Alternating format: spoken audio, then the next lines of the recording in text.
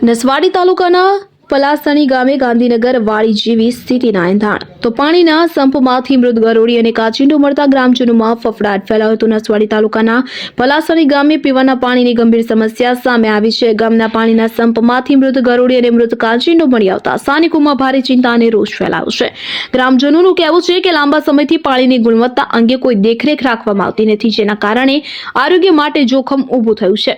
આ બનાવની જાણ થતાં તાલુકા પંચાયતના સભ્યો દ્વારા જાતે પાણીના સંપમાંથી મૃત જીવ બહાર કાઢવામાં આવ્યા હતા અને તંત્રની બેદરકારી સામે ઉગ્ર રોષ વ્યક્ત કરવામાં આવ્યો હતો। એટલું જ નહીં, ગામમાં આવેલા અન્ય ફિલ્ટર પાણીના સંપમાંથી પણ સતત પાણીનો વેડફાટ થતો હોવા છતાં પાણી પુરવઠા વિભાગના અધિકારીઓ દ્વારા કોઈ પગલાં લેવામાં ન આવતા લોકોમાં અસંતોષ વહી રહ્યો છે।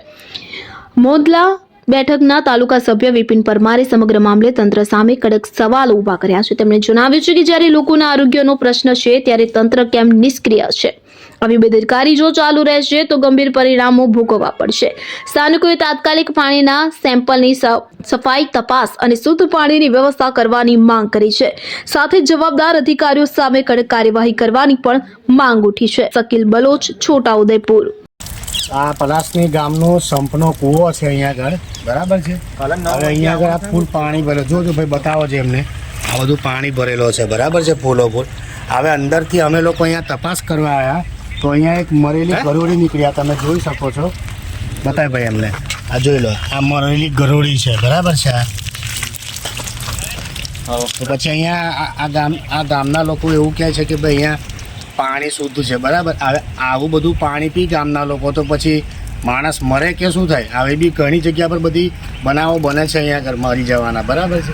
તો અહીંયા કેવી પરિસ્થિતિ થાય, બરાબર? એટલે સરકાર કહે છે કે અમારું બધું કમ્પ્લીટ જ હોય છે, તો આ કેવું આ વિકાસના કામો આવા છે તમારા? હજુ એ તો ખરું જ છે, પણ તમને બીજું બી એક બતાવું છું, તમે મારી જોડે ચાલો પાછળ આવો તો આ બાજુ।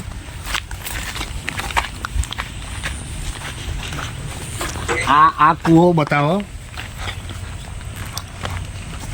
જો આ કૂવો છે, હવે નવો, પેલો જૂનો છે, બતાવો, એ જૂનો કૂવો છે, આ નવો કૂવો છે, હજુ હમણાં જ બનાવ્યો છે, લગભગ 3-4 મહિના થયા, બરાબર છે।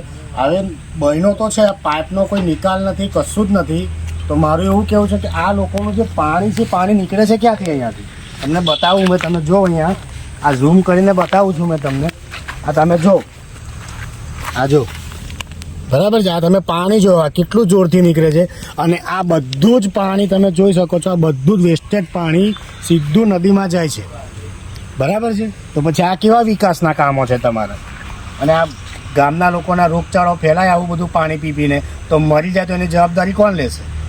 બરાબર। એટલે આ સરકારને એક વિનંતી છે કે જેટલું બને એટલું જલ્દી આનું રિપેરિંગ કરાવડાવે અને શુદ્ધ પાણી પીવાનું મળે। આ ગામની બધાની આ ઈચ્છા છે।